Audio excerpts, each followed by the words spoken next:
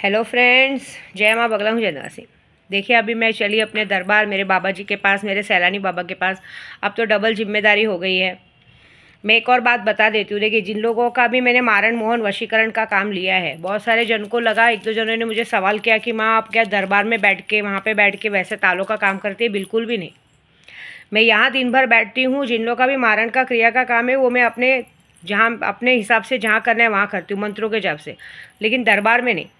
दरबार में जब हम रात को बैठते हैं तो बस और बस शक्तियों को आह्वान करते हैं, और काम हम पहले ही दे चुके रहते हैं। वहाँ जाने के पहले ही उनका काम का सब कर दिया रहता है। लेकिन वहाँ पे दरबार में बैठ के मैं सिर्फ और सिर्फ जाप करती हूँ, शक्तियाँ हासिल करती हूँ। क्योंकि उस वक्त वहाँ पे हम जिन्नातों को हाजिर करते हैं और जिन्नातों को करते हैं। क्योंकि कहते हैं कि दरबार में बैठ के, ये ज़रूरी इन्फॉर्मेशन, दरबार में बैठ के आप किसी का बुरा नहीं सोचते। दरबार में बैठ के जब हम नादेल ये सब पढ़ते तो भगवान का शुक्रिया अदा करते हैं, भगवान की तारीफ़ करते हैं कि आपकी वजह से मैं सच में बोलूँगी कि मेरी बहुत बड़ी किस्मत है कि भगवान के कदमों में बैठ के मुझे उधर बैठ के जाप करने का मौका मिला।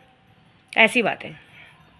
जहाँ तक जो मारण मोहन वशीकरण टाइम थे, वो तो मैं कहीं भी बैठ के अपना करता हूँ, तो मुझे ताले फूकने, उसका कोई टेंशन नहीं। वो मेरा दिन भर, मैं रात को 11 बजे बैठती हूँ और रात को 2 बजे तक। लेकिन रात को 2 बजे के बाद से लेके रात के 11 बजे तक का मेरे पास टाइम रहता है ना, तो वो काम अलग होता है। लेकिन ये बात मैं सबके दिमाग में डाल देती हूँ कि जब मैं वहाँ बैठती हूँ तो वहाँ सिर्फ और सिर्फ मैं अपने भगवान की तारीफ़ करती हूँ। उनके सामने एक बेटी बच्चे कैसे माँ को प्यार करने के लिए उनकी गोदी को सहलाते हैं, दुलाते हैं, मैं जहाँ बैठती हूँ उनके कदमों पे उनकी सीढ़ियाँ हैं, मैं उन्हें पैर समझ के उन पैरों को, आप देखिएगा, मैं दबाती रहती हूँ। मैं ऐसा करती हूँ जैसे मुझे ऐसा लगता है कि मैं उनके पैरों को दबा रही हूँ, जैसे मैं अपने मस्तान बाबा के पैरों को दबा रही हूँ। तो जितनी बार भी जप करती हूँ उतनी बार भी हाथों से पैर दबाती हूँ कि बाबा जी को रिलैक्स मिले और बाबा जी मुझे आशीर्वाद दें। मैं इतना टाइम नहीं है विद्या रिक्वेस्ट की बुरा सोचने के लिए, इतनी बड़ी जगह पे, इतनी बड़ी करामत की जगह पे रात को बैठ के लोगों का बुरा करने के लिए वहाँ बैठूँ, बिल्कुल नहीं। मैं इसी ये बोलने के लिए बैठती हूँ कि भगवान मुझे बस इतनी ताकत दीजिएगा कि मेरा सब कुछ अच्छा हो। हम वहाँ बैठ के सिर्फ ये मनाते कि या खुदा बस हमेशा हमेशा मुझे अपने कदमों में इसी तरह से बुलाते रहना, इसी तरह से आपकी सेवादार कराते रहना, और ज़िंदगी भर आपका गुलाम बना के रखना। और जो दूसरी बात कि दुनिया में मुझे पैसा दौलत जायदाद कुछ नहीं चाहिए। बस इतना चाहिए कि आपके रहते, आपके दरबार में मैं आती हूँ। जब भी आई हूँ, पहली बार यहाँ बैठने मिला, नहीं तो दूर से बैठ के मैं आपके लिए जाप तप करती हूँ। तो मैं ये चाहती हूँ कि बस मेरी इज़्ज़त तक कोई ना आए, कभी कोई मेरी इज़्ज़त ख़राब ना कर पाए। मुझे इतनी ताकत तो देना कि मैं लोगों की मदद कर पाऊँ। एक साल आपके दरबार में लोगों की शादी की थी, हर साल हम कुछ ना कुछ लोगों के लिए मदद कर पाए। और अब तो बाबा जी ने ही मुझे इतनी बड़ी इजाज़त दी है कि दरबार को सुनहरा बना है। मैंने अभी आज भी बात की है, मैं अपना 100% दूंगी। बस मैं बाबा जी से बोलूँगी कि मुझे इतनी नेमत तो दें कि मैं अपना 100% दे के होली तक हम जितना भी हो सके बाबा जी के दरबार का काम करा के एकदम अच्छे से वहाँ पे धूमधाम से होली का पर्व मना सके। मतलब वहाँ लोगों के लिए अच्छी से अच्छी फैसिलिटी डालने की कोशिश की जाएगी लोगों से मिल के, ऐसा। क्योंकि मैं सैलानी में अपना कोई वर्चस्व नहीं बिठाना चाहती, मुझे बिठाना भी नहीं है। मुझे कोई वहाँ का नेता अभिनेता नहीं बनना है। मुझे सिर्फ वो वहाँ का आपके दरबार के एक गुलाम बनना है और हमेशा वहाँ पे आते जाते रहना है। मैं चाहती हूँ कि मैं हमेशा वहाँ पे आते जाते रहूँ, मेरा एक घर हो। एक बेटी का मायका होता है ना, वैसे एक मेरा मायका हो, मैं आऊँ जाऊँ। क्योंकि मायके में बेटियों का कोई हक नहीं होता। सिर्फ आऊँ, आपके कदम पोशी करूँ, वहाँ पे लोगों की मदद करूँ, बस इतनी इच्छा है। बाकी मेरी कोई मन में लालच इच्छा नहीं है। बस इसके लिए मेरे भगवान मुझे हमेशा हाथ रहे। दूसरी बात, बहुत सारे जनों ने मुझे पूछा है, माँ क्या अभी भी हम मारण क्रिया करा सकते हैं? देखिए, आज की तारीख में आपको, आज और कल की तारीख में अगर चालू करवाए, क्योंकि 2 तारीख आने में सिर्फ 2 दिन बचे हैं। आज हो गई है 29, 30, 1, 2। अभी भी अगर आज भी कोई काम करवाएगा तो उसे 2 तारीख को काम होकर 3 तारीख को रिजल्ट मिल जाएगा। 2 तारीख को रात को ही रिजल्ट मिल जाएगा। 2 दिन बचे, लेकिन उसका पैसा दुगना हो जाएगा। मैं सीधा बात बता रही हूँ, जो भी मारण क्रिया का इस वक्त पैसा होगा उसका दुगना पैसा आपको देना पड़ेगा। लेकिन गारंटी है कि 2 तारीख को रात को काम हो जाएगा। जिसे शक्तियों का साक्षात्कार देखना है वो भी शक्तियाँ ले सकते हैं। सुल्तान जिन लीजिए, जो भी जिन्नात लेना लीजिए। मैं तो 1.5 फुटिया हासिल करने आई हूँ, तो लेके आप अपना काम करा सकते हैं। लेकिन अगर आप सोचेंगे कि 2 तारीख को अमावस्या है तो हम माँ से बोलेंगे माँ प्लीज़ 1 तारीख को हम आपको काम दे रहे, प्लीज़ काम करो, बिल्कुल नहीं। वो फिर आप काम देंगे तो आपका 7 दिन के हिसाब से बाद नहीं होगा। लेकिन जो 2 तारीख को काम होगा वो कभी नहीं होता है। 2 तारीख काम वाला दिवाली की रात वाला काम है, ऐसी बात है। तो ये बात है कि आपको जिसको भी लगे अभी भी आप नाम फ़ोटो दे सकते हैं, एड्रेस दे सकते हैं। और दूसरी बात, मैं दुश्मनों को भी यही कहूँगी, तुम लोगों को काम करने के लिए मैंने शक्तियों को छोड़ दिया। इस वक्त मैं शक्तियों की आराधना करने बैठी हूँ। मैंने सारा कुछ शक्तियों पे छोड़ा है। ये बात तो पक्की है कि मैंने अगर सच्चे मन से अपने बाबा जी को दिल से माना है और मेरे पास सच में जिन्नातों की अच्छी खासी शक्तियाँ हैं, अच्छी खासी फ़ौज है, तो ये बात याद रखना कि 2 तारीख तक हर एक इंसान पानी पिएगा। क्योंकि आज मेरे गुरु ने भी कसम खाई है। आज मैं अपने गुरु को एक बात बताई तो मेरे गुरु को मैंने बोला कि आए दिन अकाउंट फ्रीज हो जाता है, राजस्थान से लेटर देने लोग यहाँ तक आ जाते हैं, जो कि गवर्नमेंट का लेटर रहेगा तो पोस्ट से आता है। तो ये मेरे गुरुजी ने बोला कि ये कोई बाहरी लोग नहीं है, ये आपस के ग्रुप के लोग हैं, और जो तेरे पास लेटर आया है वो सामने वाले बंदे ने सिर्फ तुझे जानबूझ के करने के लिए, कि वो तो किया ही है उसने, लेकिन तेरे तक लेटर पहुंचाने के लिए उसने जो पैसे वैसे खिलाए, अब उसके पास पैसे ही नहीं बचेंगे।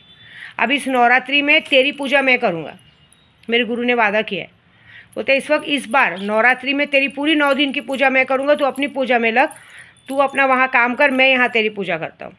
देखता हूँ लोग कैसे अभी अब की बार, क्योंकि ये तेरे ग्रुप के लोग हैं, तेरे आसपास के लोग हैं, ये हमको समझ में आ गया। क्योंकि जो चीज़ें तू बता रही है वो पॉसिबल ही नहीं है, वो होती ही नहीं है। ये सिर्फ और सिर्फ जानबूझ के, कहते हैं ना, कुछ लोगों को बातें लगी हैं, जो बातें वो लोग बोल नहीं पा रहे, खुल के लड़ नहीं पा रहे, तो उससे लड़ाई झगड़ा नहीं कर पा रहे, तुझे दिमागी तौर पर परेशान करने को देख रहे हैं। उन्हें नहीं पता है कि तुम लोग अपना फालतू, कहते हैं ना, शैतानी इंसानी दिमाग लगा सकते हो, हम रूहानी दिमाग लगाएंगे। तो चलो खुला चैलेंज देती हूँ, तुम अपना इंसानी दिमाग लगाओ, है ना। तुम्हारे पास जो तरीके में वो लगाओ और मैं अपना रूहानी दिमाग लगाती हूँ। एक तरफ मैं अपनी शक्तियों के साथ खड़ी और एक तरफ तुम अपने षड्यंत्रों और लोगों के साथ खड़े रहो। देखते जीत किसकी होती है। अगर मैं सच्ची भक्त होंगी और सच में मेरे पास सारे 10 महाविद्याओं की शक्ति होगी, माँ बगलामुखी की पुजारी होंगी, माँ विंध्यवासिनी की बेटी होंगी, तो ये बात पक्की है। मेरे ख्वाजा जी मेरे नाज उठाते, ख्वाजा जी के दरबार में बैठ के अगर मैं सच्चे दिल से रात को अपनी पूरी मेहनत दे रही हूँ, तो आने वाले 2 तारीख तक तुम्हारे घर में जो होगा, तुम्हारे घर में मौतें होंगी ही होंगी। तुम ना शक्तियों से लड़ रहे हो, विद्या देवी से नहीं लड़ रहे हो, तुम लोग शक्तियों से लड़ रहे हो। तुम लोगों के अंदर का घमंड इतना बढ़ गया है कि तुम लोग शक्तियों से पंगा ले रहे हो, और शक्तियों से पंगा लेने का मतलब है तुम्हारे घर में तुम्हारी सबसे प्यारी चीज़ जाएगी। मेरी सबसे प्यारी चीज़ मेरे भगवान है। तुम लोग ने मुझे मेरे भगवान से दूर करने की कोशिश की। तुम लोग को लग रहा है मैं इस बार नवरात्रि नहीं बिठा रही हूँ, हमेशा कलश तो स्थापन करती थी, इस बार मेरी माँ विंध्यवासिनी का कलश स्थापन नहीं कर रही, क्योंकि मैंने माँ को कहा है अब कलश तब बैठेगा जब तू सबको शमशान पहुँचाएगी। लोगों ने तुझसे, मुझे नहीं, लोगों ने तुझे नीचा दिखाने की कोशिश की है। उन्होंने ये दिखाने की कोशिश की है कि हम इंसान कुछ भी कर सकते हैं, ऐसे पूजे पाठ वाले हमारे सामने पानी भरते हैं, ऐसा बता दिया है। तो अगर तेरे रहते ऐसे इंसान जीत जाएंगे तो क्या बड़ी बात है। तो वेट एंड वॉच, जो अब तुम लोगों के साथ होगा वो खुद शक्तियाँ डिसाइड करेंगे। तुम अपना इंसानी दिमाग लगाओ, हम अपना। तुम इंसानों को ये बात का घमंड है कि तुम लोग कितनी गलतियाँ करने के बाद भी अपनी गलतियाँ मानने की जगह तुम्हारा ईगो हर्ट होता है। एक बात याद रखना, जब शक्तियाँ आगे आएंगी, जब भगवान आगे आएंगे ना, तुम्हारी कोई चाल नहीं चलेगी। और ये बात याद रखना कि इस वक्त पूरा ग्रुप लग गया है, हाजिदा लगी है, सुनीता लगी है, मेरे गुरु तक लग चुके हैं, और मेरे गुरु ने कसम खाई है कि ये जो हो रहा है तेरे साथ, ये ऐसा हो गया है कि इंसान मदद करना छोड़ देगा लोगों का।